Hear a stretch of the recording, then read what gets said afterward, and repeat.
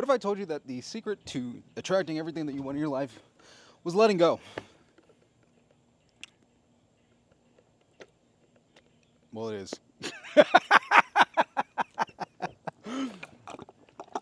This is coming from somebody who's studied Neville Goddard, the law of attraction, for the past 12 years. And I've coached men and women how to get into their ideal relationships. Now, what I've noticed in the ones that have difficulty with getting into their relationships, it's usually based on the fact that they're just hyper-focused on a single person. Because they're hyper-focused and refuse to detach, it makes them unattractive. And this is the case when we talk about anything. If you're focusing on the external world too much, it makes you unattractive. Immediately, I'll have people in the comment, because it happens all the time on like my TikTok. Oh my gosh, you can manifest everything, anything that you want, exactly how you want. You can manifest this person to be the exact way that you want. There's parallel universes and you can get whatever. Yes, that is true. In theory. In practice, it is a completely different world. I do this as a job. So my reality is I have to work with people where they are. And the ones who struggle don't let go. If you're trying to manifest a specific person or a specific kind of relationship and you're not happy, you're miserable in the process, you're repulsive, period. It not only pushes away the specific person that they want, it also creates a force field around them for any other person who may be interested in them. And it doesn't matter how much makeup you put on your face, it doesn't matter how much you work out and get yourself looking good, you're still going to remain repulsive because this isn't a physical thing. This is an emotional, mental thing. Like around you is an aura of repulsion. And I've had students and clients who are gorgeous women, wonderful careers, and men who are buff and super successful. Guys who you would think, wow, he's definitely somebody that gets girls. And women you'd look at it and you're like, wow, she's a goddess. Oh my gosh, of course she's gonna have no problem getting her ideal man. Yet for both of them, in both cases, they're struggling. They're like, I've manifested all these other stuff in my life and I can't figure out what to do. The thing that's helped those people start the process of manifesting new people into a relationship, because I have one client, really awesome dude, based out in California, real estate investor, gorgeous guy, competitive weightlifter, strong, buff, good looking, successful. So you would think that this type of guy would have no issue attracting women into his life. But he was so focused on getting his specific person, which in principle is not necessarily a problem if you're able to feel good in the process. But he was so focused on getting a specific person that when she wasn't there, he would feel bad. He would feel discouraged, angry, resentful, and anxiety, all these other emotions that would come up, which would create a bubble or force field that would push her and other people away. And most people are unaware of the fact that their emotions are not private. Your emotions are being broadcast to every other person that is around you. And you may be like, well, what if the person's not around me? That's why I like to use the mango example. Now, the issue that happens with a lot of people is that when it's too close to you and it's your own personal experience, it's very difficult to understand the concept of what's going on. So we're gonna zoom out and use the example of a mango. Me and this mango are gonna demonstrate what happens energetically if you're too focused on the object of your desire. This is the reason why we detach. So this mango shows up. Hi mango, how you doing? Hey, what's up? And I realized that I want to eat this mango because it looks absolutely delicious. It's wonderful. But me and this mango are meeting at a party and I have to go do some work. I have to finish shooting a video, mango. So you look delicious and wonderful, but I will have to eat you later. So mango, object of desire. Now, out of frame, gone, out of my experience. No longer in my radar screen, can't see it, but the image of the object of my desire, the sensations that I picked up from that thing are now in my mind. Okay. Time goes on after the party where I bumped into the mango, and I start feeling hungry, which is important. There's a feeling. I realize that there's something wrong that I want to solve. There's an incompletion inside of me, which is being hungry. There's a craving. I want to fill it. Now that I am in this emotional state, my mind will begin rolling through a set of images of what has been in my experience recently that could satiate my hunger. Guess what's going to come up in my mind? Object of desire, mango. Oh my God, I want that mango. And now I begin to wonder, oh, what would it taste like to have that mango? What would it smell like? Oh, the juices. The texture of that mango. Ooh, a mango would hit the spot right now. Ooh, not just a mango, that mango. That specific mango. It has to be that mango. This is what you sound like. It can't be any other mango. It has to be that mango. So now that I've locked in on the concept of that mango and it has to be that mango, if I start doing some of the exercises, let's say mango's not here, can't see the mango, can't experience the mango, can't touch the mango. The person who starts learning manifestation, they learn the process of using their mind to meditate and visualize and create the experience of having that thing. Because I'm hungry, the thing that I remember in my mind is the mango. I start doing SATs, the state akin to sleep, and doing meditation. And now I'm imagining what it's like to eat a mango. So delicious, so wonderful. I want the flavor. It's so good. So yummy. So delicious. Oh, good mango. Oh, my clothes are a mess. I don't even care. I don't even care. This mango's so good, baby. Dude. And now I come out of the state, I've experienced, oh my God, the deliciousness of the mango. And now I feel good because I put that vibe of the full experience of having that mango. It feels so good. But now I look around the space. The person who's too focused on the external world, as soon as they end and they get out of the feeling of the wish fulfilled, which is having eaten the mango, now we look around and like, well, there's no mango in frame. I'm still hungry. The mango's not here. The mango's not here. This is what happens in the attraction process. And now we run into the issue of why we need detachment. Because if the only thing that will satiate my desire is that specific mango, if this mango does not show up in my space and I look around, I'm going to start wondering, where's that mango? Where'd it go? What's wrong? Start getting anxious. Is this mango going to text me? Is this mango going to show up? You have the binary of whether or not the object of your desire is in your experience. And if it's not in your experience, anxiety is starting to build. This uncertainty. Oh my God, is the mango talking to other fruits? Oh my God. Oh my God. Does this stuff work? I did the thing. Where's the mango? Where's the mango? Isn't the mango supposed to show up? I did the practices. I need to do it again. And now we're not doing it because of the enjoyment of the experience and because we want to feel full. We want to feel the feel good experience of the textures and flavors of the mango. Now it has to be that mango. And if I'm not having that experience, the fantasized experience with that specific mango in my mind, I'm going to feel bad. And by feeling bad, it creates that negative aura, that repulsive state where I'm unhappy if I don't get that mango. If you don't have that thing, that's going to be like your dominant state. But if you're in that state most of the time where that mango isn't there, that mango can't show up because you're literally repulsive to the mango. What happens is, in this process of waiting for the thing to manifest, by focusing on the external world, those negative emotions of anxiety, fear, jealousy, or anything else like that creates an emotional field that the mango cannot exist in. The mango doesn't want to be around you when you're in that repulsive energy state. If you want the object of your desire to be around you, you have to embody and create an atmosphere that makes it easy for that thing to come to you. And if you're just focusing on it has to be that mango, you only have the binary where you'd only be happy when that mango shows up. Now at the other end, if we flip the switch and we start focusing on, well, I want the mango and I know the feeling that I want to get from the mango. And by focusing on the feeling, I use the images in my mind as a tool.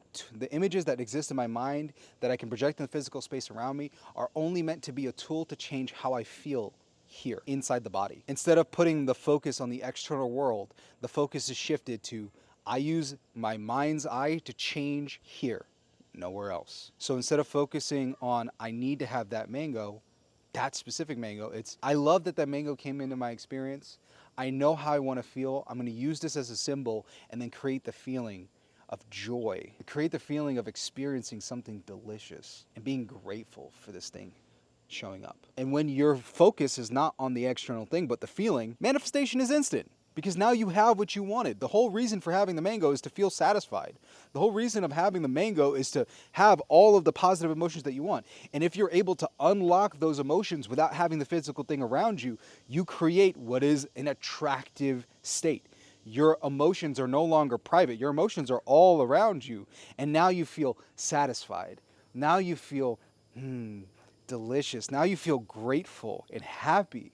And by walking around in that state, you affect everybody that you see. Everybody picks up on that. Everyone. And that's what makes you attractive, emotionally attractive, especially when we talk about like relationships. And that's the state that I've noticed in the clients that I have who attract relationships, including the ones that have attracted relationships with their specific person, because they've detached from the importance of it having to be that person. They're more focused on that particular state. And that's what Neville Goddard talked about when he was asked in like the Q&As, do you want a specific person? And even though he did include a story in The Law and the Promise about a woman who manifested a guy that she went on a blind date with to come back and be her husband, Neville advocated for people not to focus on the individual, but to focus on the state that they want. Because, and this is what he said when people challenged him in Neville Goddard's lecture, Power, 1968. It's available on YouTube. And this part is in the Q&A. If you actually go to watch the video on YouTube, this is the most replayed section. So you'll see the spike if you scrub through. But what he talked about was the woman asked a question around like sowing seeds in her imagination and a specific person. And Neville told her like, hey, the moment that you imagine something, you sowed a seed. And for things to show up in your experience, they have to be seeds that are sown inside of your imagination. And most of the time when the harvest shows up in your life, the actual projection shows up in the world around you, because everything is you pushed out. Not just everyone, but everything is you pushed out, because you are your imagination. So anything that's projected in your imagination and your consciousness will be externalized in the world outside of you. It is merely the projection of the image slide. So if you imagine a projector, like a film projector, you have the light, you have the film reel, and then you have the screen, which shows the movie. You are the awareness, the light that flows through. The images that you place inside of your mind's eye, the words that you have and the feelings that you have are the film that moves in front of the light. And the light moves through that and creates the projection, which is the screen. The 3D physical world is nothing more than the projection of the images in your mind. The only thing that makes it difficult for people to make the connection between the image in their consciousness and the physical reality is the time delay. And the fact that people are like very unaware. They're unconscious most of the time. So when scrolling through TikTok, you're creating images or allowing your consciousness to be guided. And because of that, you don't recognize the parallel between what happens in your mind and what happens in the world outside of you. And that's why I encourage all my clients to start the process of meditating, which causes you to close your senses and to look inward in your mind to see what's going on in there. And also journaling, which lets you externalize your internal thoughts in a way that you can go back and review it. And now you can look and see, oh, wait, I thought this thing, I imagined this thing, and this showed up in my experience. And it's just making the connection between just how the universe is set up. And it's like a surprise. It's like, no, it's not a surprise. That's how the universe was made. These are the universal laws. Just pointing out something that has always existed that you were just unaware of. It's not me being a mystical, powerful person. It's me literally being like, hey, this is a thing. Observe it for a while. And if after you observe it for a certain period of time, you begin to realize, oh my God, there is a connection. There is a causal connection between my thoughts and the world outside of me. When you realize that there's a causal effect between the world inside of you, or the world inside of what you consider to be you, which is the world that exists behind the eyes, between the ears, and on the other end of the barrier of your skin, everything that you consider to be you, whatever you do within that space is externalized in the world around you. And it's a pattern. Patterns repeat, there are cycles. So anything that you experience in here will be externalized again. It is an echo of what goes on in here. As within, so without. And if you detach from the actual images that happen in your mind and the images in the world outside of you, because the images in the world outside of you are just reflections of your own consciousness, things that you have manifested unconsciously, that you were influenced by other minds to create in your life.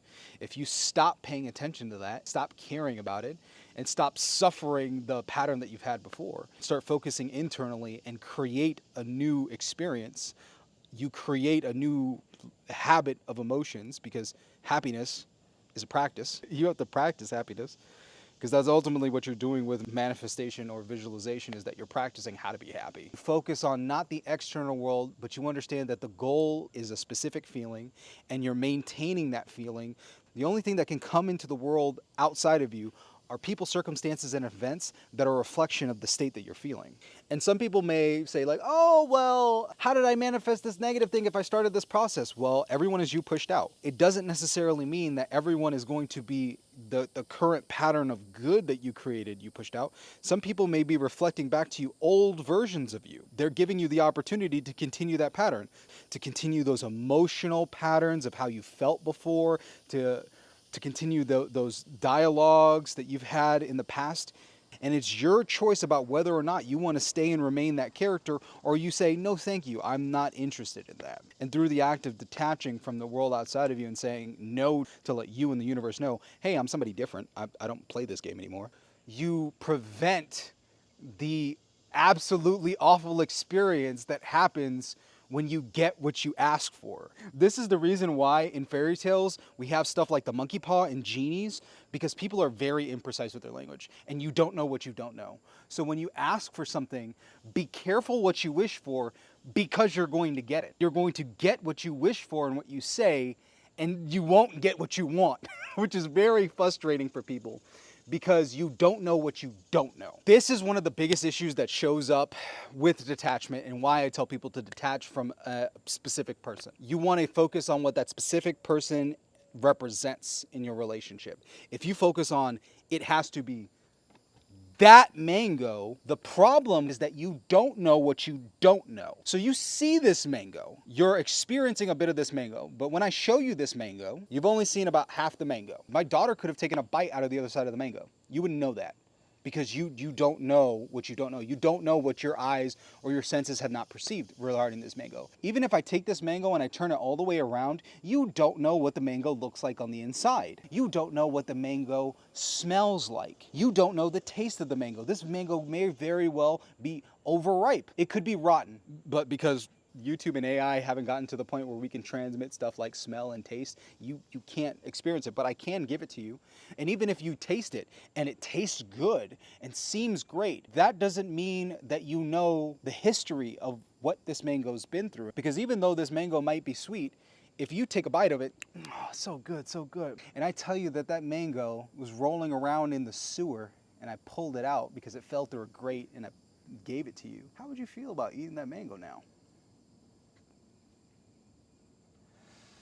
That's what happens when we talk about people. You may think that you want the object of your desire, that specific person, but you don't know everything about that person. You only know what you've perceived about that person so far. Everything else is a fantasy or a dream that you've created about this person.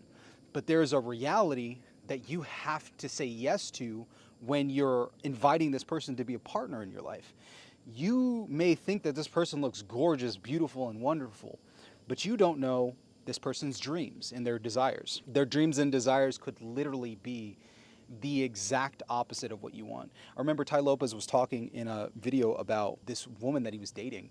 And, very early on in the relationship, he asked her, like, hey, what's your dream? What do you really want? And she told him, hey, yeah, I want a simple life, with a dog and a white picket fence and, a quiet little suburban town. Nothing too crazy, just something simple like that. And he was like, oh my God, that's my nightmare. A simple little life like that? Hell no. Because Ty was somebody who was way more ambitious. He couldn't imagine a life like that. But for her, that was her dream.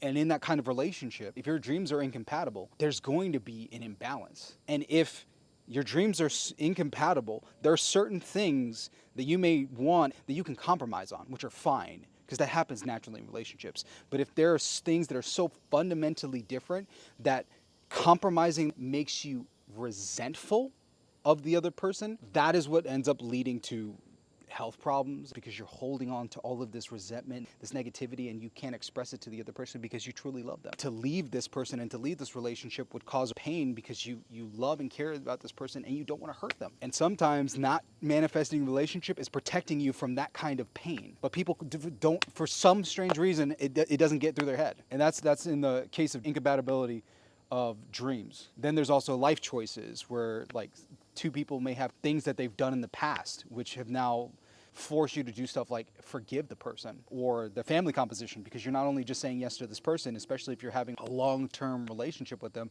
you're also saying yes to their family. You may be being protected from that family dynamic. Trauma is the other one. When you sign up for a relationship, it's not all pleasure. You're also signing up to take on the responsibility and burden of this person's trauma, their personal trauma, their family trauma, all of that stuff that's been piling up on them. Because if you're going to have a child with this person, if you do not take and bear the responsibility of helping them process this trauma, that trauma is going to transfer onto your children, and they're going to bear the burden of having to heal that. I've had to deal with that process. My daughter's 3, and there are times where I'm just like, oh shoot, this is a moment where we might be doing trauma, okay? I gotta be here and present with everybody. Gotta be present with her, gotta be present with mommy to make sure that mommy's good and emotionally regulated with her nervous system, and she's emotionally regulated, so that we don't end up traumatizing this human being. And if you're not aware of what this person's trauma is, you don't know what kind of emotional load that you're putting yourself under for the next 5, 10, 15 years, however long you want to be with this person. And sometimes not getting into that relationship is protection from that. Case in point, a client based out in Europe, wonderful woman, successful, has her own house, has a good career, has her car, wanted a specific guy. She came to me and I kept asking her, hey, are you sure you want this guy? Are you sure you want to manifest this person? And she's like, yes.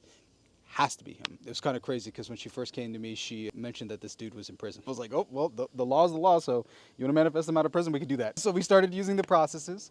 Imagine him at home in her bed, snuggling her on the couch with her. And sure enough, after doing it randomly, got a phone call, let her know that this guy got out. And once she got him back into her life, he was living at his own place. She started realizing that she wanted more things out of the relationship. She got him back, but then she realized that she wanted additional things. She wanted him to be sweeter, nicer, for him to be more physically affectionate, for him to manage the relationship that he had with his baby mama, because he also had multiple of them. And as things started to progress, it was like peeling the layers of the onion. She had declared that it had to be this man, but through the act of manifesting this man and now having the relationship, we now started peeling back the layers of all the work and all the trauma and all the problems that he had related to his life for him to become her ideal specific person. He was the specific person that she said and that she thought she wanted, but the reality was very different from the actual imagination, because the reality of who he was as a person was a very hurt, traumatized man. And by saying that she wanted the specific person, she was taking on the responsibility of helping this person heal. And some people are willing to do that because they love this person enough. But you may not want to go through being somebody's therapist. And that's okay. That's okay to not want to be somebody's therapist. You don't have to do that, especially if you don't want to. If you detach and let go, you leave yourself open to get your specific person. So not the image or the story with this person that you've constructed, because that's one of the things that happens with a lot of women that I've had in my coaching programs, is that I found that they're very attached, not to the person, but to the romance, the love story, the fairy tale that they've constructed that they have with this person in their life. I've had women who've come to me who was like, oh my God, we've known each other since high school, and he's been obsessed with me, and there's this thing, and now it's our opportunity to come back together and have this wonderful, lovely, lovely fairy tale ending. And they get so sucked in and so focused on that story that they don't realize that the person that they're trying to bring in may not be the specific character that they want in their lives. Their ideal husband, their ideal boyfriend. It's kind of like a director who's so hell-bent on getting this specific actor to be this character that they don't realize that this person just can't act like that because they have too much baggage that weighs them down in this part.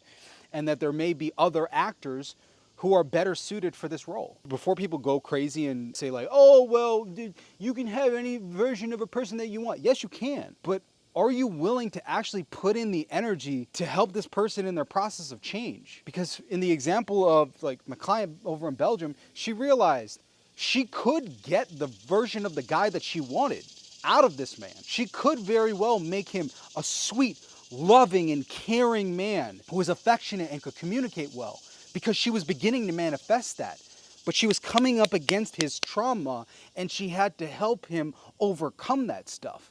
Because once she started saying things that seemed simple to her in her mind, like, oh, this guy can communicate well, or oh, this man is affectionate. That was a really big one.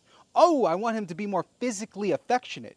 Once she started putting out the signals and imagining her with him snuggling and kissing and laying in bed together and having so much more physical intimacy, what ended up coming up was he started doing it. And when they had a conversation about it, he opened up, because she also said that she wanted him to be more emotionally open, to share his emotions. And this man looked at her and told her, I'm sorry. I am so sorry.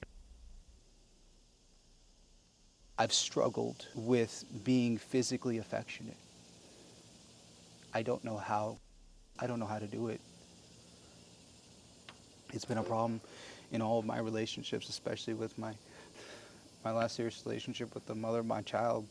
She complained about it all the time. Hell, I can't even hold my son. And it hurts me because I know he wants me to hold him, and I can't. I don't know how. I can't do it. Come to find out that this man was struggling because his mom was in and out of prison for most of his childhood. His father wasn't there, and he was raised by his grandmother.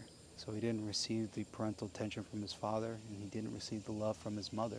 And his grandmother was pretty physically abusive. So coming from a background of that, where you didn't receive the physical affection and love of your mother, then the guardian who was supposed to be there and to give you that love hurt you and probably resented you. By asking for this man to be more physically affectionate, she was asking him to work through his childhood multi-generational trauma. And he was beginning to process that, but it was a lot for her because she needed that. And honestly, it was also a reflection of her trauma, because if she wasn't receiving physical affection, she felt as though that she wasn't loved, that she was unlovable, that something was wrong with her. So his inability to give love was mirrored emotionally by her feeling of unworthiness of being loved, of needing to be needed to have love show up in her life, because she felt as though that she was ugly and unworthy. She was successful, and the only men that she could have in her life were men that needed her, not men that desired her, because men that needed her gave her a certain sense of security. Because if it was a man that desired her and didn't need her, why would this man want to be with me? Because if this man was lovely and wonderful and all the qualities that she wanted in a partner, why would he want to be with me? And that also stopped that man that she wanted from becoming more successful, because he didn't have a car. He was working a night shift job, and she was taking care of him, helping him out, helping him get groceries. And ultimately, she wanted to manifest him moving in, and something happened with the house, and he had to move out, and she invited him in. He needed her. And if the relationship transitioned to where he was more successful, and he did make his own money, and he did get his own car, and he was able to get his own place, she would begin to feel insecure. Because now it's like, oh, you don't need me. Why would you want to be with me? And that manifested as like a whole bunch of negative thought loops, where she was constantly insecure and scared that he would hurt her or betray her. That gave a tone of like resentment and distrust in her voice. Just like Frankenstein or Frankenstein's monster, there's only a certain number of times that you can take somebody or something that's innocent and call them a monster again and again before they can't take it anymore, and they're like, no matter what I do, you think I'm a monster, so I might as well just be a monster.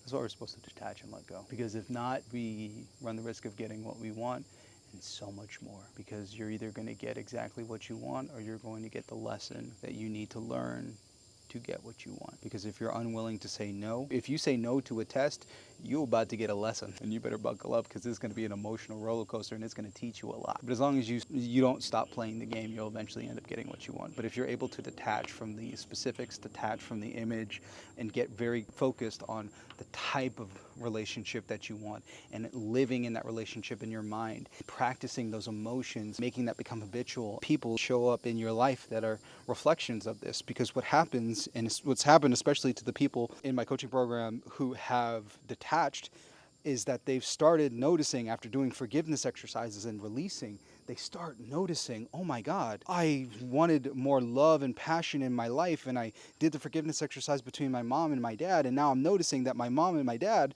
they're being more affectionate and caring to each other. Wow. I'm noticing that I wanted this loving kind of relationship. The people that I'm spending more time with are my friends who are married or in who these loving, committed relationships. This is lovely and wonderful. My coworkers are giving me the feelings of satisfaction and joy, and I feel appreciated because that's what I want in my relationship. But now I'm noticing how my relationships are changing and evolving because I'm helping myself. I have a client, love the dude. A couple of my clients have started content creation, and he's going to be one of them. His name is Joey. He's based out in California, and this guy, gorgeous, strong, eats raw beef, very primal man. When we first started working together, we started clearing emotions related to forgiveness and started realizing he was struggling with was being authentic and being open, expressing himself, not to get results from other people, but to express himself just because that's who he was and how he felt. And when we started doing the forgiveness exercises, he was able to start authentically expressing himself. He has a specific woman that he wants, but he's realized and detached from her because he doesn't know if it's going to be her. But he knows that that woman is a symbol of all the wonderful things that he wants to have in his life. And he's no longer fearful or scared of expressing how he feels to her because he knows he's going to get what he wants in either case, because it's either he expresses himself fully and she says, yeah, this is exactly what I want. Thank you so much.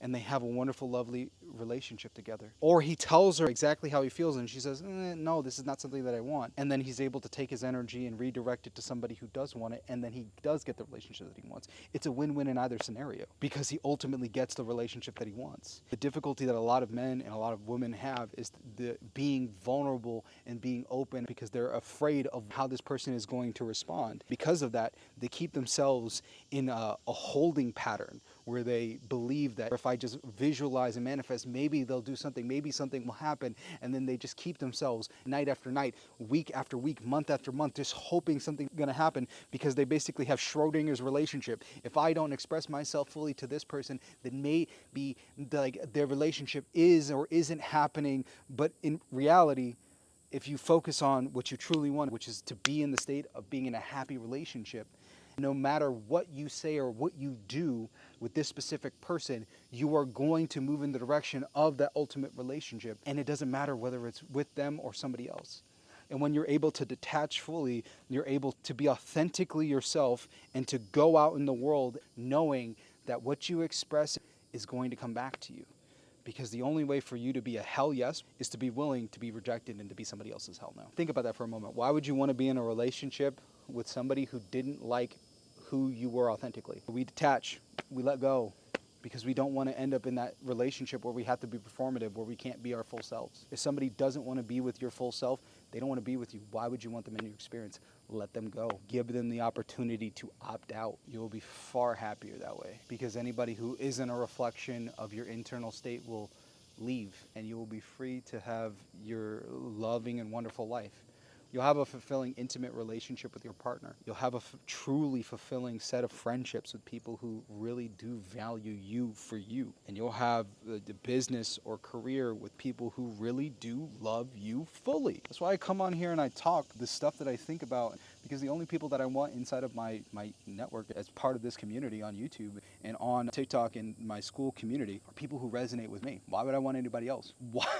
Why would I put on an act to just bring people into my life who were not vibing with who I am authentically? I ain't got time for that. I'm here for my people. And anyone else, you're on your mobile, zoom out of this video, scroll through and go watch something else. Like, come on, like, don't watch my channel. It's fine. Like, I'll be fine. You'll be fine too. Find somebody that resonates with you. But one of the things that happens after you understand the principle of detachment is that you have to generate the actual image and feeling of what you desire, because now you have the ability to surrender and let go.